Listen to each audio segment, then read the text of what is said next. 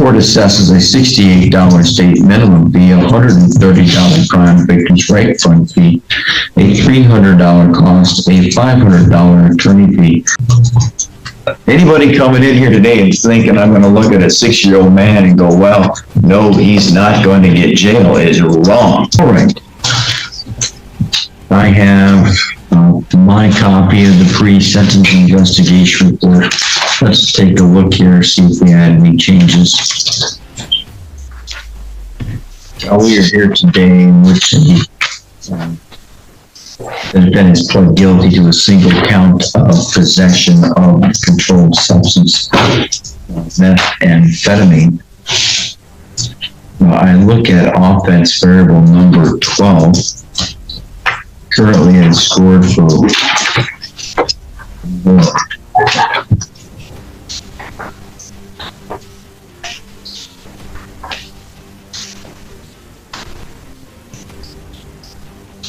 it appears to be scored at 5 points, which my concern here was the flee and elude as well as the tampering, which would make it 3, but it's not, those are not contemporaneous.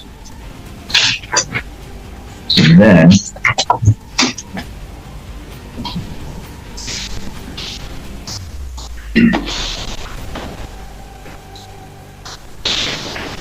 those are not crimes against a person.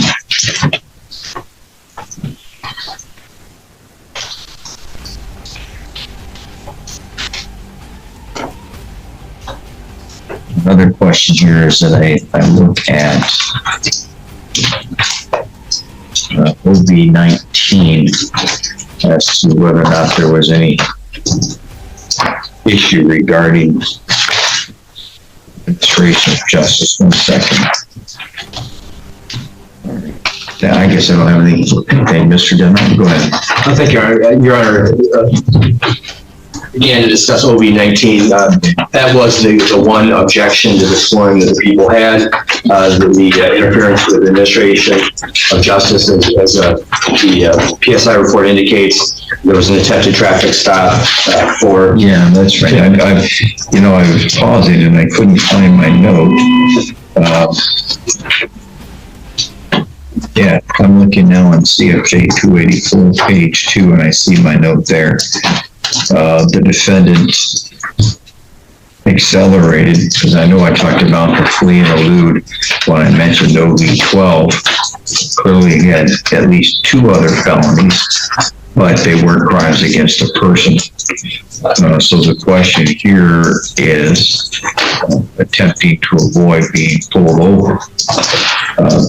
Go ahead, sir. Yeah, and I believe it's more than that. So at the time that he was attempted to being stopped for the tinted windows, he accelerated, and he also threw, and this was... So he attempted to destroy the evidence. Yes, he threw both a pipe and I believe it was a baggie of methamphetamine. So for those reasons, we believe that OB-19 should be scored at 10 points here.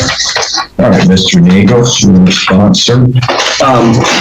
I wish I had more of an argument. I don't think that my client disputes the fact that he did in fact accelerate in a rapid fashion and turn, but unfortunately I don't have a argument against it discarding of the evidence. Is my client's statements. The PSI confirms those were in fact his actions that gave rise to the underlying conviction. So because of that, I think OB-19 is properly scored at 10 points. All right, so we're going to score OB-19 at 10 points. I believe this court makes a finding by a preponderance of the evidence based upon the information contained in the pre-sentence investigation report. And I don't need to look too much further than the statements obviously made here that are reflected to be from the deputy, but also even from the defendant's son that was in the passenger seat. Therefore, the court will add 10 points to OB-19.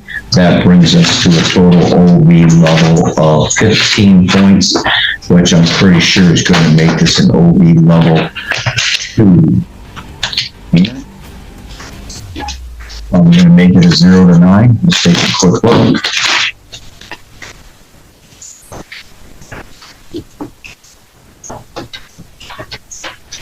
Yep, so that's a 0 to 9 1. All right, thank you. Anything further, Mr. Denham?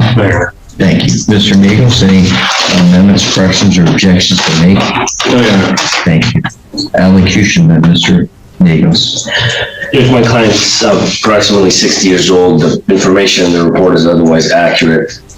He maintains the fact, and while I acknowledged before you that he did test positive while on bond a few months ago, that stemmed from the consumption prior to the date of his arrest. He's been clean since then. Obviously, his limited criminal history spans back primarily decades ago. I would ask for the court to file the recommendation, and I will fall on the sort of ignorance in the court's typical preference in treating these cases, and I would simply ask whether the court believes that a 24-month period of probation is necessary for a client under my client's facts and circumstances. I would ask for the court's grace in considering a shorter period of probation. If the court chooses to go along with the 24 months, certainly my client stands ready, willing, and able to complete probation along with any conditions the court sets for him. Thank you. Thank you. All right, Mr. Deadnam.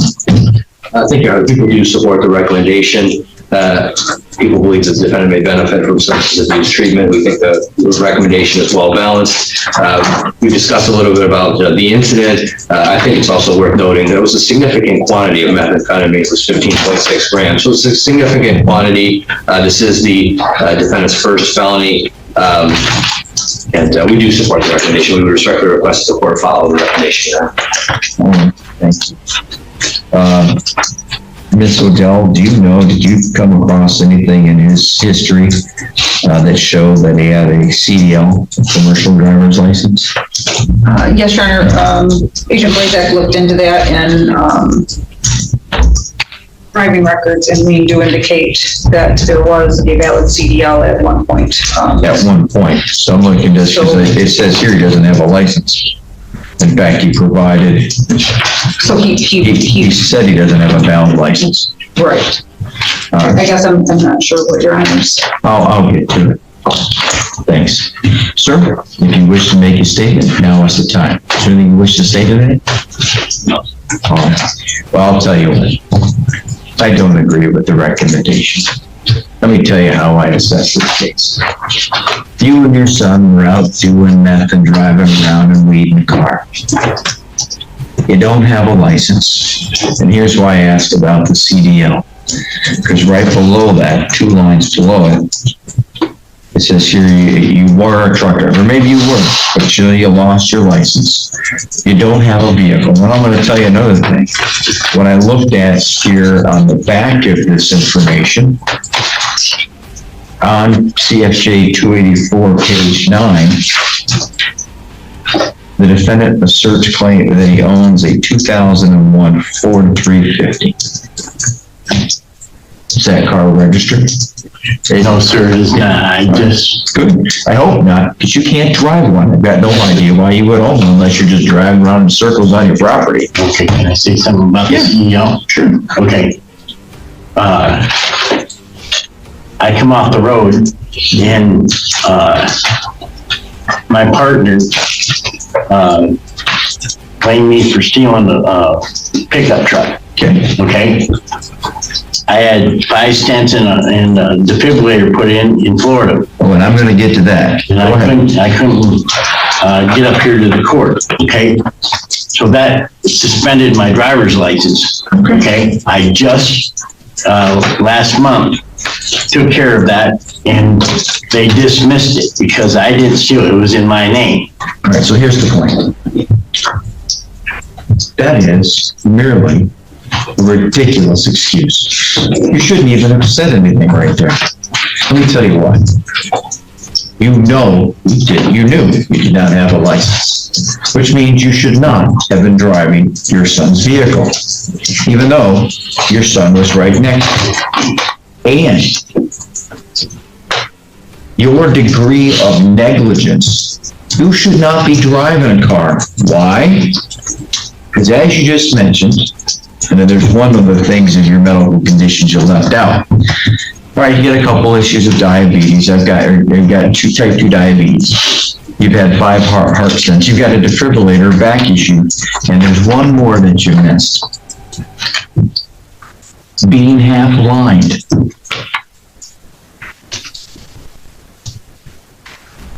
You should not have been driving.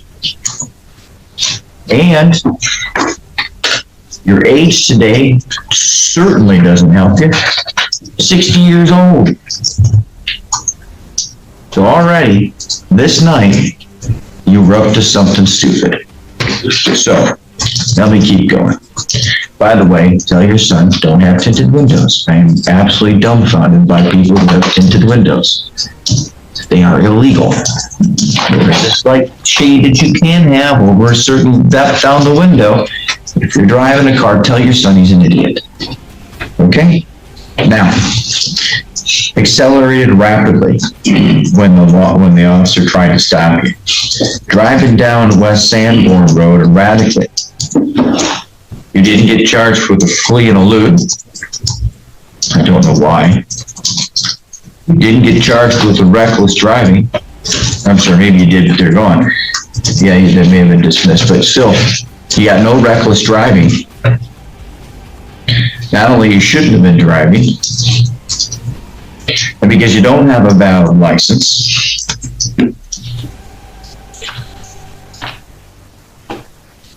I like this one. Here's another one of your health conditions. Your feet go numb. So, you're medically unable to should be driving a car. You are in danger if you are ever behind a vehicle. Anybody coming in here today and thinking I'm going to look at a 6-year-old man and go, well, no, he's not going to get jail is wrong. You're going to go to jail in a couple minutes. You shouldn't be driving a car. And you've got one heck of a deal. Multiple other felonies, multiple other misdemeanors, illegal transport of marijuana in a vehicle. That also should have been on there.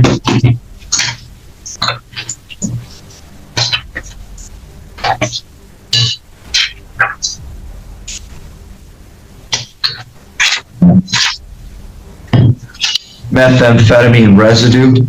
And by the way, this highlight, there's one other argument that your defense counsel made that was not well thought out. That was that you tested positive. And why did you test positive, did he say? Because you had it in your bloodstream when you got stopped. That's driving under the influence. So, you're unhealthy to be driving a vehicle. You're illegal to be driving a vehicle. You're operating a vehicle with methamphetamine in your system. You flee and elude. You're reckless driving. Meanwhile, your son was right there next to you. Oh, and by the way, while I can't punish you for this, he also lied and tested positive. So you are a very bad example as a father. Because you and your son were out driving, doing weed and smoking dope. And doing methamphetamine. And you fled the cops. So, I look at your prior criminal history, and yeah, because between 2001 and 2014, you have a 10-year gap. But let me take a look at what you have had in your past. All right, so you had some prior driver's license suspensions. And by the way, that was there's one here back in 1988, and now you were driving without a license. So you never learned your lesson there, and you're going to do what you think you want to do and can do when you think you're not going to get caught. You had, in 2001, a driving under the influence. Let me tell you, Aztec, does this sound familiar? Under the influence of alcohol and drugs. Oh my gosh, that's exactly the same thing. Well, it wasn't alcohol. It's the same thing you were doing here. Well, then you get another driving under the influence in 2014. Then in 2025, you pick up our cases. And the looks here, and I can tell for about a year you were using methamphetamine daily, and although it's legal, marijuana. However, it's not legal to drive with it in your system. I don't know if it was in your system, but there were burnt roaches inside the vehicle. So now it says here you went to some AA. You don't know when you started and you don't know when you ended. That tells me that AA or NA was not really all that important to you. And when I look here on CFJ 284-9, or 284 page 9, I look at all these medical issues. First of all, there's nothing in here about medication or treatment, so I'm just going to assume, because nobody really talked much about it, that you probably aren't taking care of your conditions. You have respiratory issues, hypertension, diabetes, back and joint pain, back interference, arthritis, half blind. And then your defense today was that somewhere down the road in your past, somebody told you, somebody screwed you over by you having to take the blame for something. Yeah. No. Your Honor, may I? Nope. You're done. You had your time to make an appeal or make your pitch. Respectfully, Judge, based on the court's commentary that on 0 to 9 you intend on putting you in jail, I'm just asking for appeal purposes, understanding that you've laid out your thoughts to specifically indicate what it is that the presumption in this case is such that he needs to go to jail. And in addition, in terms of the physical health, in the physical health narrative, he, quote, provided a list of medications that he's currently taking. Just a second. Nancy, did he ask me a minute ago if he could talk? I think I told him no. Mr. Niegos, sit down. Yes, sir.